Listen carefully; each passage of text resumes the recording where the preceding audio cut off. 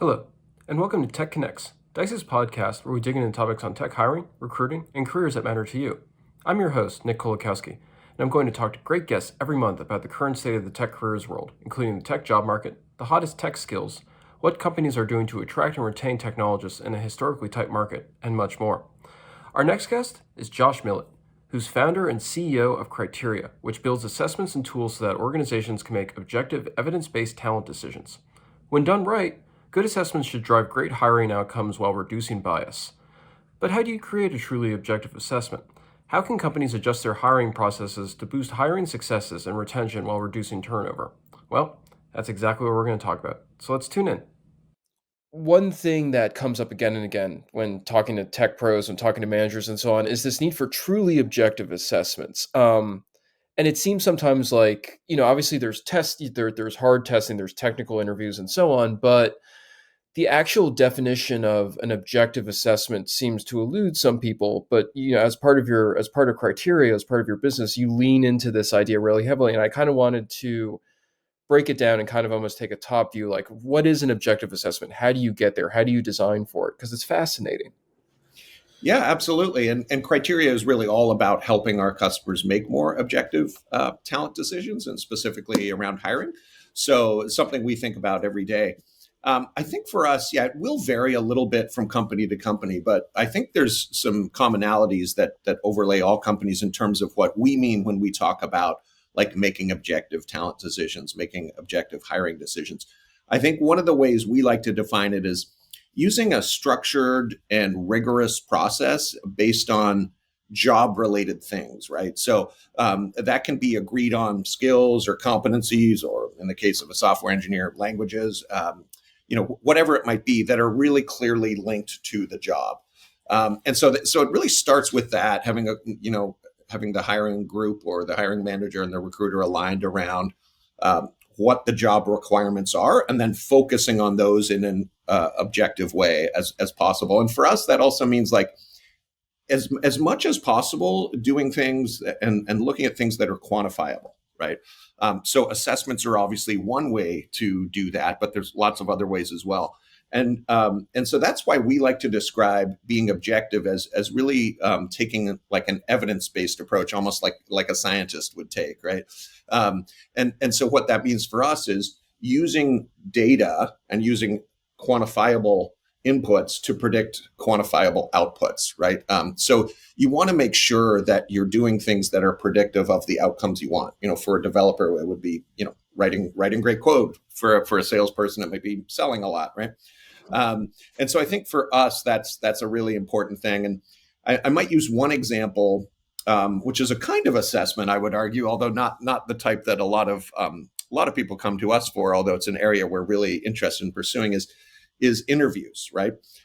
Being objective in an interview for us means taking like a structured interview approach, right?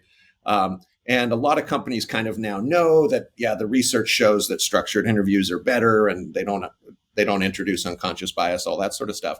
But they don't really know how to do them, right? So for us, like doing structured interviews as opposed to just unstructured interviews, which are a much weaker signal, is about having agreement on the core questions you want to ask, hopefully having those questions linked again to job related things like work activities or competencies that are needed, and then scoring them in a rigorous way. So for example, if you go into an interview with a software developer and you've agreed on, okay, these 4 things are important for the role and they're all equally important, we're going to give them all 5 points. And so we'll get to a total score out of 20. And what that really does is prevent one really great quality or one really bad quality from sort of overriding the interview, right? And so, and hopefully the last step is that the people, let's say it's a panel interview of 3 or 4 people, hopefully they independently score the interview before like comparing notes, right? Yeah. Because that's an area where like groupthink can really set in, and kind of sometimes the strongest voice in the room in terms of the panel can sort of sway other people in a way that weakens the signal, right? Yeah. That makes a lot of sense. One thing that whenever I'm talking to tech professionals kind of comes up again and again is that when they have structured interviews, technical interviews with technical managers, often the people who they'll be reporting to directly, that manager or interviewer understands the nature of the job and the technology, and even if they don't give the correct answer to a technical question, they can sort of, they know the thought process. So they can say, okay, you didn't get this answer, but I like how you're thinking through these, and so therefore I think you'll be a good fit. But with tech professionals, the issue that kind of crops up again and again, though, is that especially during the initial interview stages, and especially at big companies, you'll have recruiters and hiring managers who aren't, obviously they're very skilled from an HR perspective or an interviewing perspective, but they don't have that technical background. And so you have these professionals who obviously feel very angry because they feel that if they had interviewed someone with a technical background who understood it during the structured interview, they would have gotten through it. Um, what you're proposing here, I mean, can it allow somebody who's a recruiter or so on, who maybe doesn't have the same technical knowledge as the candidate, to kind of overcome that lack of knowledge and give like a solid evaluation? I'm curious on a tactical Yeah. level, like the structure of that, like how that would work. That's right. I think so. In that scenario where we're talking about software developers, for example, or more technical positions, I think it's the format of the structured interview that like drives a better result, right? So the content might be totally different, right? Where maybe a top of funnel interview wouldn't go too deep on the technical skills, right? And a later stage interview might be sort of a virtual whiteboard, or use giving coding challenges, or whatever. So I think the point I'm trying to make is that regardless of the content in the interview, which will differ, depending on the stage of the funnel, who the interviewer is, and that can certainly be a source of frustration if you're talking to an interview who has no technical capacity, right? Yeah. That's a pretty common complaint for sure. But I think the thing that's important is whatever the content is that you're focusing on in an interview, using that structured framework, almost independent of content, delivers a better result, right? So if a non-technical interviewer is sort of assessing more critical thinking or problem solving in a generic way and not in a specific, how well do you know Python way, then using a framework where you say, okay, these are the things that are important, these are the traits and skills that drive success in the role, and scoring them rigorously always delivers a better result, almost independent of the content. It's also a way, like there's all this research that shows that, that like 30 to 40% of the time in an interview, the interviewer has made up their mind like in the first 5 minutes of the interview. Yeah. And that's a case where if we think about whatever the structure of the interview, right, there's often very little of substance that happens in the first 5 minutes, right? You're sort of potentially making small talk, kind of doing icebreakers. And yet what all the research shows is that, people are very swayed by their first impressions, and then they become anchored around that impression. And then it's very difficult in the last 25 or 55 minutes to sort of move off that initial impression, even if you sort of consciously know it shouldn't matter that much. And actually, the origin story of Criteria is very connected to that research, because I remember I first had the idea for Criteria when I just sold my first startup, and I was in somehow I got put in a role that I had a role in hiring, which I was totally unqualified for at the time. And I remember sitting in this one interview and looking up at the clock on the wall, and it was like 7 minutes into the hour. And for me, it was clear, like mutually, it was not a fit at that point. And I thought, man, there's got to be a better way to do this, more data driven way to like avoid these mismatched interviews. So I guess even I was guilty of that sort of 5 minute decision process that probably isn't ideal.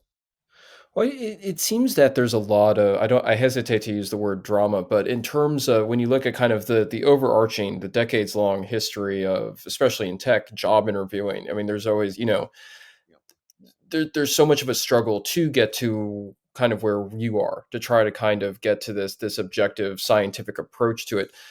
What do you think? I mean, and it's almost because, and especially in tech, like there's a lot of very objectively minded scientific people. And yet, this process has taken a while to get to this point. Why do you think there's been that struggle? I mean, why has there been so much drama for companies when it comes to hiring like this? Because it seems like a no Yeah, brainer, for want of a better term. I know. I often ask that question myself, because we're launching this structured interviewing product. And I think there's pretty widespread now knowledge that like, okay, this is a better way to do things rather than going in there and just, firing away. And so I think there's like more awareness that that approach is better. So like, why are so few companies doing it? That's a question that I ask a lot. I think, like folks like the Google team, right? They've been taking a structured approach to interviews for a long time. And some of the best employers that have like in-house organizational psychologists are really, trying to do this at scale. But I think that the answer to your question, Nick, is like, I think there's a perception, which is often actually true, that it feels inorganic and stiff, like to do like a scripted interview, and so it feels like not a warm and fuzzy like experience for the candidate, and I think that's behind a lot of the reticence about adopting it. And for me, I think like the sort of educational part for us is telling people that it doesn't have to be that way. Like I think having a common set of core questions doesn't mean that you can't be human. It doesn't mean that you can't like ask follow-up questions or ask other questions that are maybe unique to that person's background. It just means you have a common set of core questions that you ask in the same sequence to every person. And I actually think during COVID, there's kind of been an opportunity to encourage this behavior more, because I think like doing a structured interview over video, like whether you're doing, your first interviews over Teams or over Zoom, whatever, I think it's easier and maybe it feels a little less awkward to do a structured interview. If I'm seeing you on my screen and I have a panel embedded in Teams or in Zoom or whatever, where I see the next question and I'm able to score and take notes. It feels like a little bit like, oh, of course that's what you do when you're at your computer. You're interacting with your computer as well as the person. Whereas if you're in across a table from someone, it really feels maybe a little bit more stiff and awkward at times when you're doing that, almost like you're reading off a script and things like that. So I think actually doing structured interviews through video is actually kind of a cool medium to maybe make it a little less weird and a little less inorganic. So I think like the first generation of our live interviewing product that we're releasing shortly is kind of over video, right? Having that capability. That makes me curious. I mean, obviously, like as you said, during COVID, everybody was doing video interviews, and then when offices started opening back up, there just as obviously this transition back to across the table in person interviewing. But have you been seeing? I mean, even for companies where the offices are open again, are they sticking with video interviewing, or is this like going to be a long term trend? I mean, how is Yeah. that going? Yeah, and our customer base is pretty diverse. So I think tech is like 9% of the economy. It's 10% of our customer base. So yeah, we're pretty diverse there. And maybe there's different practices by industry. But what we've seen is even with like a lot of companies having some form of return to office, what's happening is like the top of funnel interviews are still happening over video. Almost like replacing the old the old phone screen, right? So like people are doing the first interview over Zoom, and then final interviews more and more, I think, are happening, in office or in person. Whereas, 6 months into COVID, every stage was happening on video. Now it's really we are, I think, seeing a shift, which makes sense to the later stage ones being more commonly in person. Yeah, no, that totally is. And one of the other things that's been happening in tech lately, there's the hiring part of the process, but a lot of tech companies are also insanely focused right now on retention because I mean, we'll see how it pans out because there's been a lot of layoffs lately, and that might end up cooling down the urge to hire. But for a while there, with the quote unquote great resignation, just sort of this constant churn and this flood, and there was this really difficult time keeping specialists and certain kinds of technologists like in the role.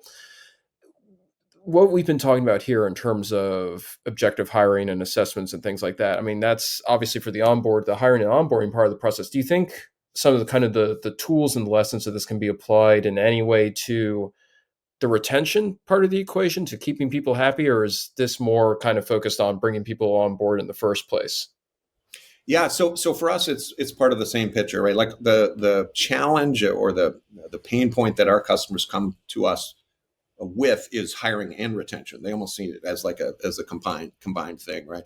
And I'm of the view that the recent weakness in the tech industry, which we don't see on the talent acquisition front at all outside of tech, it's really localized in tech, where a lot of tech companies got a little ahead of themselves, maybe in retrospect, in terms of hiring during COVID, during that ramp up, and there was some growth pulled forward, and now it's sort of correcting itself. Um, I view, like, I believe we're in a long term, meaning like decades long, like talent shortage environment. And so retention is going to be incredibly important, not just within tech, but more globally across lots of different verticals. And so I think, like, one of the outcomes that our assessments predict in a pre-hire context is retention. And for some industries, it's like the main one they want to know about, right? Like certain industries that have really high turnover, I wouldn't include tech in that, but are really intent on predicting, okay, is this person going to stay 2 years or 9 months? And if they can predict who will stay 2 years, it's a very big bottom line benefit for them, right? Yeah. But within tech as well, and just more generally, I think also, our assessments are now being used post hire as well. And specifically there, the opportunities around like using assessments to inform like growth and development or team building.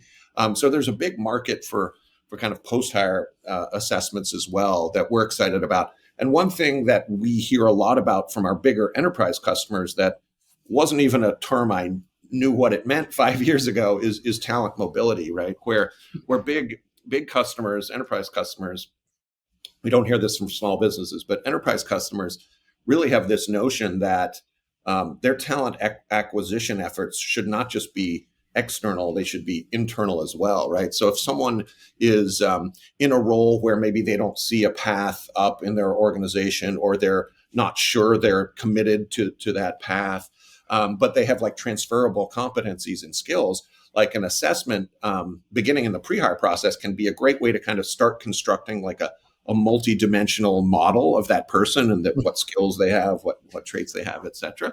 And then that can open up a lot of post-hire stuff as well. So, great tech companies that have really good people that aren't fulfilled or don't see a path up in their role, maybe we can move them somewhere else in the organization, where if you take a competency-based approach, there's a lot of overlap between what they're doing in the one role and what they need to leverage in the second role. So that talent mobility or internal mobility use case is something that really in the last 2 or 3 years in our bigger customers, we're hearing a lot about. And the idea is there, some big companies like Workday are working on this as well, where if you can sort of create like a skills map of a person, that can open up a lot of things post-hire in terms of development and mobility. It almost sounds like it's, and correct me if I'm wrong, but it almost sounds like it's almost trying to quantify cultural fit as well, to a certain extent, like not just skills mapping, but also like in the individual's alignment with the organization, but doing it in a way that would be objective and scientific.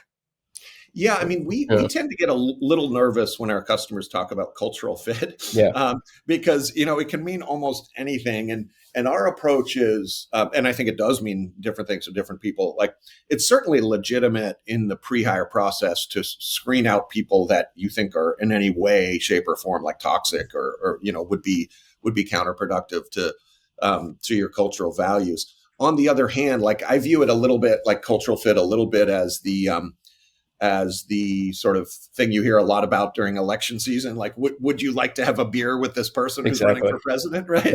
Yeah. And for me, it's like, well, maybe we should be more focused on whether they're qualified to run the free world, rather than, how much fun they would be to, sit down and have a beer with. Yeah. So I think like the concept that we like to talk to our customers about, because a lot of our customers are sort of using specifically personality assessments as a way to sort of gain like a cultural profile of someone. But I think, like, for us, the way we like to think about it is this person going to add to your culture? Are they going to bring something new? And are they additive to a culture rather than subtractive?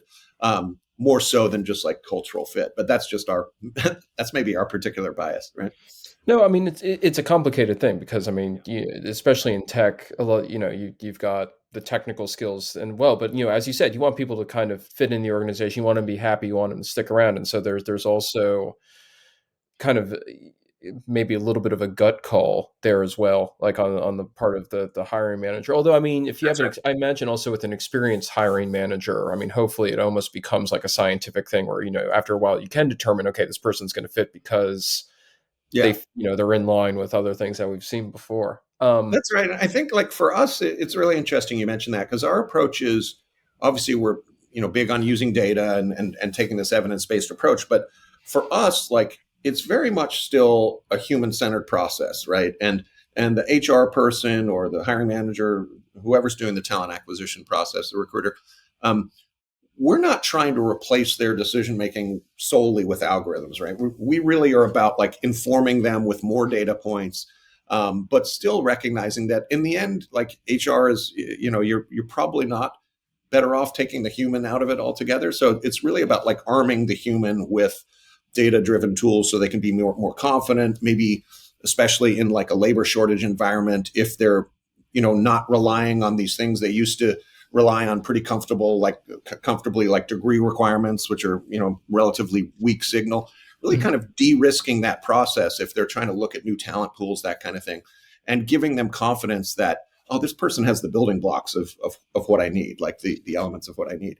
But it's not about like automating hiring decisions altogether. So I definitely feel what you were saying there. It's interesting that you mentioned that being a weak signal, because a lot of companies, like big companies like IBM and Apple and so on, have been sort of it feels like they've been de-emphasizing kind of the formal degree part of the CV in favor of, and that would put more, I imagine that puts more emphasis on things like this. Like if the degree is not a part of it, then you absolutely must have a scientific assessment of them, because yeah, you need Exactly. stronger signals. Yeah, exactly. I mean, I think that's what's behind the whole skills-based hiring movement, which is really becoming a movement. Like I remember at the last HR technology conference I went, it was everywhere. Skills-based hiring, and for us, that's a great sign. I mean, I think we've some of the main themes of skills-based hiring are things we've been talking about for a while, which degree requirements is a big one, right? Where it's just kind of a little bit of a lazy approach to sort of getting a proxy for employability. I mean, certainly there's value in going to college, and we're big on that. I hope my kids go to college, right? But screening 60, what is it in the US? I think 62% of people don't have a bachelor's degree. Screening out 62% of people at the top of the process, when you're not very confident that that degree is a good predictor of success in that particular role, is just it just doesn't work in this environment. You're just kind of taking a whole giant talent pool and sort of forgetting about it before you've even looked at them, really. So I think it's been shown that educational attainment is a signal, but it's a pretty weak one when you compare it to other things. So having it as the gatekeeper for employment is problematic, and I think that's one of the things that skills based hiring is such a reaction to. What I mean, if these are kind of weaker signals on that range, then what do you consider like the stronger backslash strongest possible signal? Like what's on the other side of it?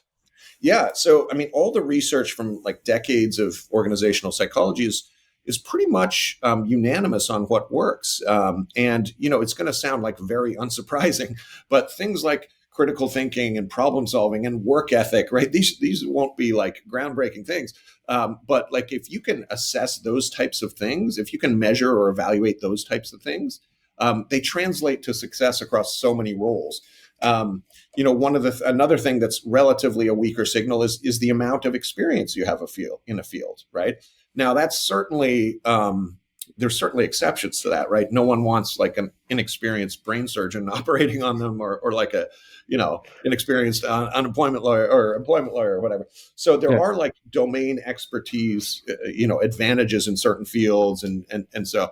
But if you look at like the positions we hire for at scale, those things I just mentioned tend to be better predictors long term. So things like customer success, sales, even software engineering, where there's a lot of evidence that yes, it's a good thing to know certain languages that you're going to be using.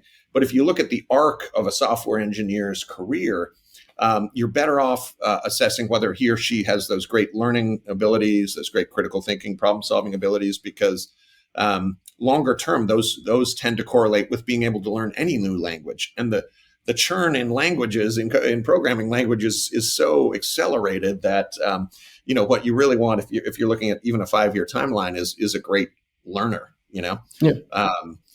We had a moment at our own company a couple of years ago when we did a big relaunch of our product, and this was 4 or 5 years ago. The time we're designing in React, and we were joking that the 10-person engineering team that had launched this new product, none of them knew React when we'd hired them, right? Because it was, I think it barely existed. It was just something inside of Facebook at the time, right? So, Yeah. It's funny that if you hire great engineers, they're going to learn new languages at a good velocity. Yeah, that makes obviously total sense.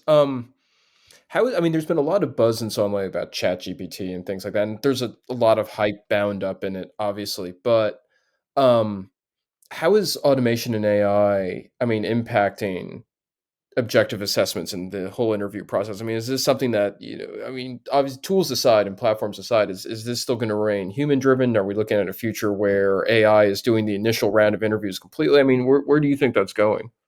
Yeah, it's a great question, and it's a complicated one in the talent acquisition space, right? Like I think some of the cool uses of ML and AI in hiring are pretty uncontroversial, right? Like if you think about like top of funnel stuff, like just automating scheduling and sort of doing some basic qualification through chatbots of candidates based on pretty uncontroversial things like that can just really save a ton of time for recruiters. And with the amount of applicants, even in this economy, like it's so easy to apply for jobs that the volume, like the funnel is pretty steep, right? Like it's a pretty wide shaped triangle. So Yeah. so tools that can like drive automation at that stage are doing great in the marketplace. And I think that's pretty much a slam dunk. Where I get more nervous is using AI to inform a pretty high stakes decision without being really careful about knowing what's behind that AI and how it works. And when it doesn't work, you kind of land on the front page of the Washington Post for the wrong reasons, right? So we're very careful in our use of that technology. I think what we're excited about is that specifically, like you can use that AI to really make an assessment much more efficient, for example. Like you can turn a 15-minute assessment maybe into an 8-minute assessment without compromising the quality of the signal at all, which is great. In structured interviewing, you can do pattern recognition stuff that does give the hiring manager or the person who's like reviewing, let's say, like we have an asynchronous video interviewing product that's already live in the market. So that's just one way, right, where a person is answering 3 questions or something about why they want to work for the company. Yeah. And you can do some pretty cool stuff maybe with natural language processing. We haven't incorporated that into our product yet, but I think there's a lot of potential there. But again, where I get nervous is where AI that is pretty black box is making a selection, a go no go decision that I think is sometimes scientifically problematic and sometimes ethically problematic. So I think like we prefer the concept of like glass box algorithms, right? Like when we're assessing someone, we feel like people should have at least a pretty good idea of how they're being measured and how they're being judged, right? And not be guessing whether they're supposed to smile or use big words or in a video interview. So for us, like that transparency element, it should be pretty central. I love that term glass box. Yesterday, I was reading this interview by Stephen Wolfram, who's the creator of Wolfram Alpha Mathematica and so on. And it's this 20,000 word essay, and it basically boils down to he's like, and finally, like one of the smartest human beings on the planet. He's like, I don't know. Like that's he's so like, funny you mentioned that, because one of our investors sent me that article, and I have to admit I started it this weekend, but did not get through it. It's pretty deep, but it breaks it down, pretty simply. But yeah, at a certain point, it starts to lose me, and it's kind of part. But it's fascinating. And that's it, folks. Even under ideal circumstances, hiring is a tricky and stressful process for pretty much everybody involved. So it's interesting to talk to people like Josh who are trying to revolutionize the process. Here are some key takeaways from our discussion. First, any company can set up a hiring process that minimizes the potential for bias, especially if they focus on a structured and rigorous process based around the job's objective aspects. For example, the tools and languages involved in software engineering.